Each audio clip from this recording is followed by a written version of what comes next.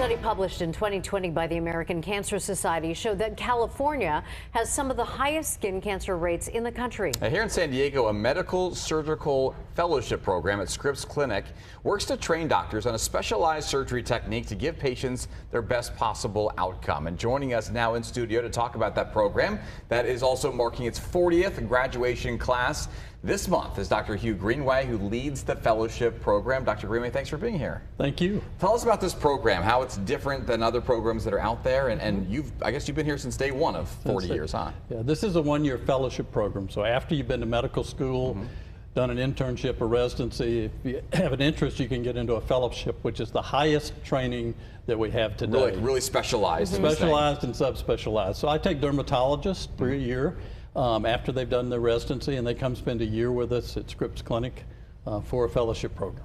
So talk about the technique you're teaching. It's called Mohs surgery, correct? Yes, it's called Mohs surgery. And then explain what it is and how it differs from other kinds of cancer treatment. Yeah.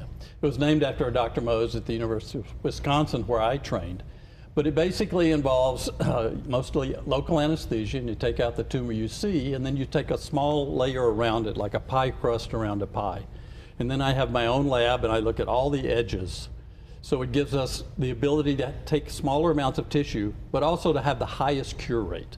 So you don't do it for every skin cancer, but for the ones that come back, perhaps, and the more difficult ones, it's sort of the treatment of choice.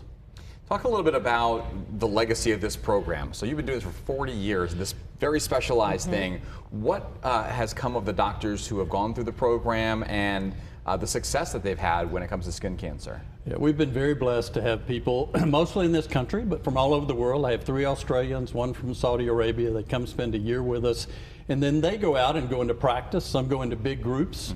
I have several that have gone on and have their own training programs. One at Emory, one in Nebraska, so they actually train other doctors now. So that's a real joy for me to see. Kind of like a family tree that Kind of you've like created. a family tree, yes.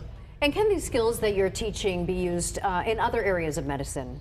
Well, the Mohs surgery is primarily limited to skin cancer type sort of thing, but we also teach them about immunotherapy, which is certainly used in all types of cancer nowadays, and it's been a real blessing.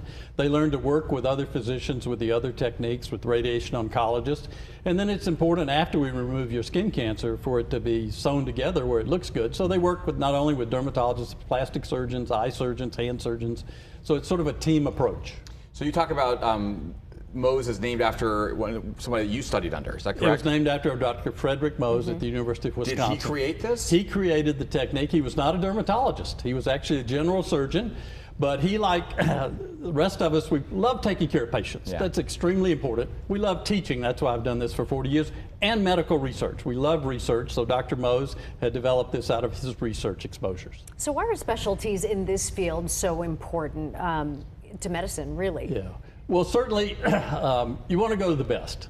And I started out in family medicine. I love family medicine, but then was drawn to dermatology and skin cancer. But you need specialists for special things, especially in skin cancer. We see so much here in Southern California. Melanoma, we see so many more cases. Fortunately, we get a lot of them early. I had an aunt that died of melanoma. My sister had melanoma of her eye. So it's very important to have specialists to help with the difficult cancers. What is something that you've learned over all of these years of treating skin cancer that maybe you can tell folks out there to keep in mind, to know about? Obviously in Southern California, we're outside a lot more. Yourself. We have a lot of sun exposure. Well, we actually, with our Scripps Cancer Center skin cancer program, we encourage you to be checked early. If you're going to live here in San Diego, you're going to get sunshine. That's why we're all here. We love being outdoors, so our risk is greater. So you should be checked, probably once or twice a year. We do some screenings. We're getting ready to screen the lifeguards on the beach, which we do every year because they're at much higher risk. But certainly you should do the common protective things, wear a sunscreen, a broad-brimmed hat, not just a baseball hat, good sunglasses, because melanoma does involve the eye, and then the basic protection of be careful when you're out in the sun. Is there a type of sunscreen or a certain level of sunscreen? Yeah, there are different sunscreens. You need one that's at least a number 30 for protection. Okay. We used to say the sprays were not as good, but now the sprays are good. They're roll-ons, they're lotions. What I tell people is find one you like. Ladies are much better at wearing them. For men, I say find one that you can use as an aftershave lotion and put it on every day. Just and let like a your teenagers choose their own.